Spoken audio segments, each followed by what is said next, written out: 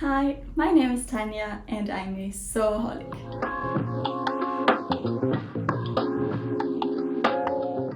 I hope you are all well, guys. Welcome to my channel, or welcome if you are new to It's So Tanchi. And I don't want to do a long intro today because I have a DIY tutorial style video for you today, which is my first one. But under one of my last videos, a lady commented if it would be possible for me to show you how I copy a basic t-shirt pattern and basically replicate the t-shirt. And I thought, why not? I will just try. I can't guarantee for anything. The video won't be perfect at all, but I hope you get how I did it. And I will just share with you what you need. I will share with you how I do the tracing process, how I copy the pattern, and then I will show you how the t-shirt turned out in the end. For this project, you will need your t-shirt that you want to copy the pattern of. Mine is a very old one from Uniqlo. Then you will also need the fabric you want to make the new t-shirt out of. Mine is a cotton jersey. You could also use some tracing paper to copy the pattern from. Then you have the basic pattern. I just decided to go straight for my fabric, but if you would like to do it with tracing paper, then it is basically the very same process, but you will swap the fabric for some tracing paper. You will also need a marking tool. I use these kinds of Friction pens. You will need a tape measure or another measuring tool. And lastly, you will need your scissors or rotary cutter or whatever to cut the pattern out of your fabric. So now that you know what you will need, and I forgot that you probably also need pin needles. They're not necessary, but they will make life easier for you. So feel free to add the pin needles to my list before. And we will go straight into seeing how I did the copying of the pattern. What you want to do first is fold your fabric in half so that you can place the t-shirt now on the fold of the fabric here. And you do the very same thing with your t-shirt, and you will also fold it in half. You are going to do this process for the back of the t-shirt and then also for the front of the t-shirt. And what I normally like to do is I line up the shoulder seams and I pin them here. And you also want to do this for the side seams so that everything lines up perfectly. Then you are going to place the t-shirt here on the fold, and you make sure that everything is neatly tucked under, like also here on the hem and the side seams. And then a part that is very important is that you fold under this part of the sleeve, and you will just do it like this. Just make sure that you don't fold under too much. You want to have the part of your side seam here and also the part of your shoulder seam. Everything should be visible. And then you will also do the same thing for the collar or the neckband.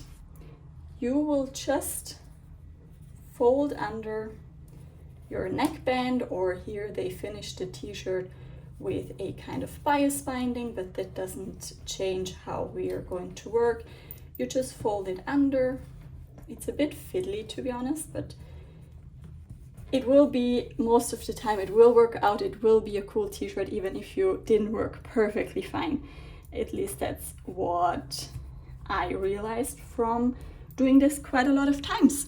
So now you have your first pattern piece, which is the back of your t-shirt.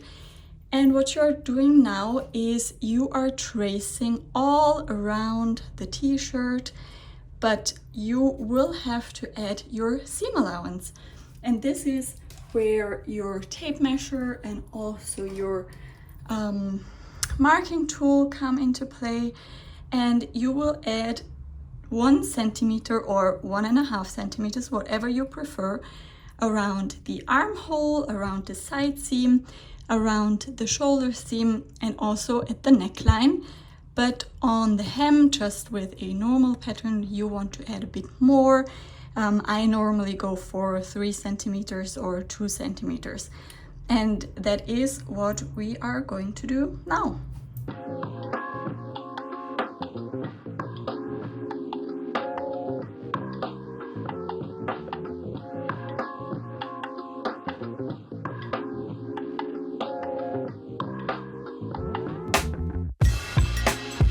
Perfect. So now you have traced around your t-shirt, and that's the part where you can just take your t-shirt, and you won't be able to see the markings very well on this fabric here, but here they are. And now you just take your scissors and you can cut around your piece. And it is up to you if you join these lines together or if you're confident enough to just cut around, but just take your t-shirt and have another look if it seems logical to you what you did, or if there is a seam missing you maybe did not trace, or if the armhole, for example, looks much too big or much too small. But yeah, my cat is coming, as she is always doing when I'm filming. She likes sitting on my fabric, but I will cut this piece out now. And here you see my version of my back of the t-shirt, which I just traced from my Uniqlo one. So now onto the back of the t-shirt, which is exactly the same as the front, but you have, depending on your t-shirt, you probably have to tuck the the neckline a bit more under, because most of the time the neckline is lower in the front than it is in the back. But I will quickly show you, even if it's more or less the same process than for the back of the t-shirt. Okay, so this time we are tracing the front of our t-shirt, and I did exactly the same as for the back. I just folded my fabric in half so that I have the fold here. I did the same with my front of the t-shirt. I folded it in half. I pinned it together at the side seams and at the shoulder seam here, and I tucked under the neckband here in the front, and I also tucked under my sleeve here. And so now I can add my seam allowance. Just make sure you do the same seam allowance you did for the back piece so that it matches. For me it will be 1 centimeter and 3 centimeters at the bottom here, and then just cut around your t-shirt, trace and cut around your t-shirt, and you will also have your back piece, front piece. For the sleeves, you just lay your sleeve piece on the fabric like I did here, but you don't fold the fabric. It's just one layer of fabric I have lying here. I start with the front, and what I will do now is trace around my sleeve piece. I will add about 2 centimeters of seam allowance here, 1 centimeter here.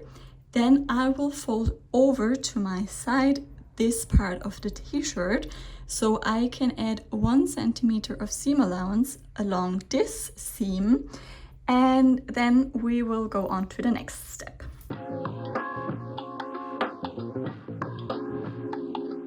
Now this part is a bit tricky. You will fold over your t-shirt and you have to make sure that you fold it along this seam line here.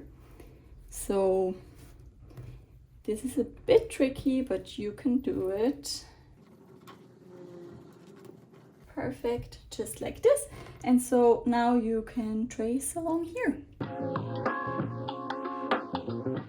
This was now the front part of your sleeve.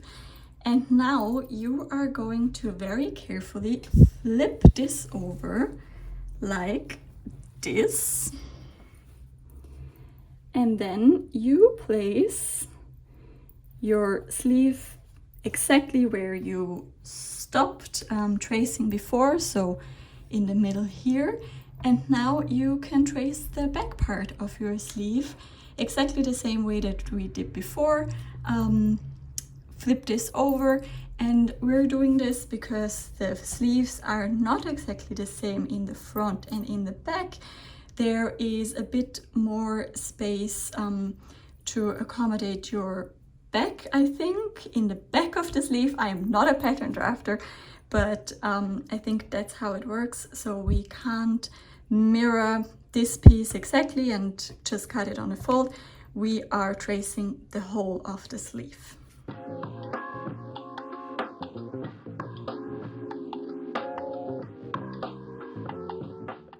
At this point here, you can also mark the center or the shoulder seam on top here. I'm just making a little notch with my marking tool, and then afterwards you can clip it.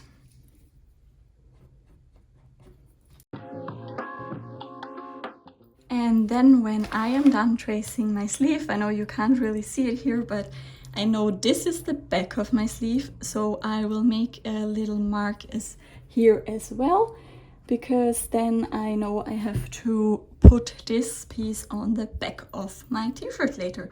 And now it's time to cut it out. And now that you have one sleeve, you will need a second sleeve, and for this one you just place your first pattern piece on the right side, or right sides to right sides on your fabric, and that way you are mirroring your fabric piece just like you would do it with a standard pattern. And then you will cut around and you will have your sleeve pieces.